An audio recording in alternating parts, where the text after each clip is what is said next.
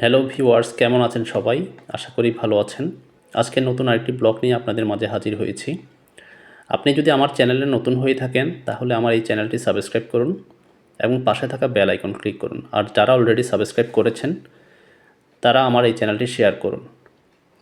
আজকে খুব একটা সুন্দর রৌদ্রোজ্জ্বল দিনে আমরা এসেছি কাপ্তাই ব্যারেনে লেকে ঘোরার জন্য। কাপ্তাই ব্যারেনে লেক মূলত রাঙ্গামাটি জেলায় অবস্থিত। ব্যারেনে লেক রাঙ্গামাটি জেলার মগভাল ইউনিয়নের বোরদম বাজার এলাকায় অবস্থিত। মূলত রাঙ্গামাটি জেলাতে কাপ্তাই লেক অন্তর্ভুক্ত উপজেলাসমূহ আপনার বাগাইছড়ি, বরকল, জোয়ারছড়ি, বিলাইছড়ি সহ খাগড়াছড়ির মহালছড়ির উপজেলা কিছু অংশ এই লেকের অন্তর্ভুক্ত। আমাদের চাকমা উপজাতি এবং তাদের কিছু বন্ধুরা মিলে ব্যারেনে লেক ক্যাফে নামে একটি রেস্তোরাঁ চালু করে। মূলত এই রেস্তোরাঁকে ঘিরেই ব্যারেনে লেকের নামকরণ করা হয়েছে। শুরুতে এটি এত জনপ্রিয় না হলেও বর্তমানে এটি অনেক জনপ্রিয় এবং প্রতিদিন হাজার হাজার পর্যটক দেশের বিভিন্ন স্থান থেকে এই ব্যারেনে লেক ভ্রমণ করে এবং প্রকৃতির সৌন্দর্য উপভোগ করে। আপনি লেকের পানিতে নৌকা নিয়ে ঘুরতে পারবেন। এখানে আমরাও একটি নৌকা ভাড়া করে প্রায় 1 ঘন্টা ঘুরেছি। যারা প্রাকৃতিক পরিবেশ ভালোবাসেন তাদের জন্য আদর্শ স্থান এই ব্যারেনে লেক।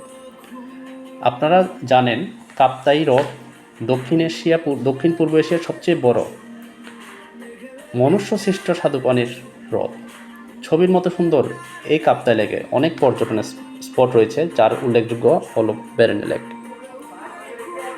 আমরা বদ্দারহাট থেকে, যেহেতু আমরা চট্টগ্রামে থাকি, তাই আমরা চট্টগ্রামের বদ্দারহাট থেকে ডিরেক্ট বাসে কাপ্তাই চলে আসি এবং কাপ্তাই থেকে রিজার্ভ সিএনজি নিয়ে ব্যারেনে লেকে চলে আসি।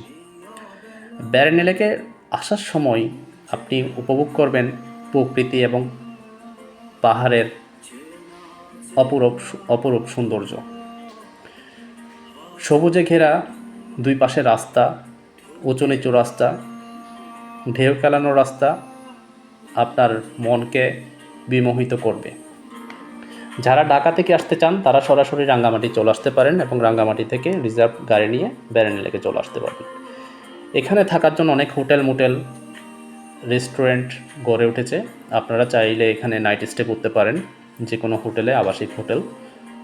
এখানে নিরাপত্তা অনেক ভালো, যেহেতু আর্মি এবং বিজিবি নিয়ন্ত্রিত। এখানে রেস্টুরেন্টগুলোতে আপনি পাহাড়ি খাবার, ফ্রেশ কাপ্তাই লেকের হ্রদের মাছ, শাকসবজি ফ্রেশ খেতে পারেন। খুব কম খরচে আপনারা যে কোনো দেশের যে কোনো স্থান থেকে এখানে পরিভ্রমণ করতে পারেন।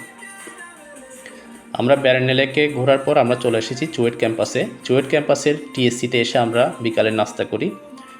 বাংলাদেশের অন্যতম একটি প্রকৌশল বিদ্যার জন্য চুয়েট অলরেডি আপনারা সবাই জানেন। এটা টিএসসিতে আমরা এসেছি এবং আমাদের এই যাত্রা এখানে শেষ।